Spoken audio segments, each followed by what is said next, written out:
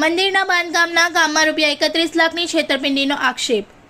આમોદમાં સ્વામિનારાયણ ગુરુકુલ કેમ્પસમાં મંદિરના બાંધકામના નામે લાખોની છેતરપિંડી થઈ હોવાનો ગંભીર આક્ષેપ સામે આવ્યો છે।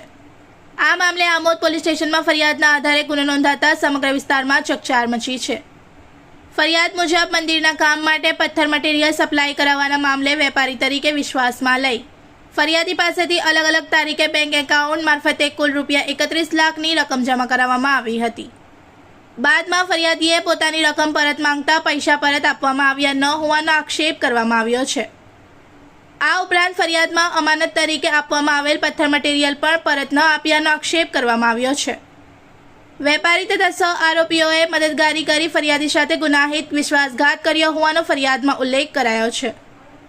સમગ્ર મામલે આમોદ પોલીસે ભારતીય ન્યાય સંહિતા 2023ની કલમ 316(4) તથા 3(5) મુજબ ગુનો નોંધી વધુ તપાસ હાથ ધરી છે।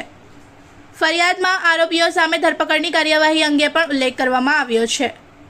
મંદિરના બાંધકામ સાથે સંકળાયેલા વ્યવહારમાં ₹31 લાખની રકમ અને પથ્થર મટીરીયલ પરત ન આપવાના આક્ષેપોને પગલે આ મામલો આમોદ पंथक में चर्चा का विषय बनियो है। इस वीडियो को लाइक करें, हमारे चैनल को सब्सक्राइब कर बेल आइकन जरूर प्रेस करें हमारी न्यू वीडियो सबसे पहले देखने के लिए।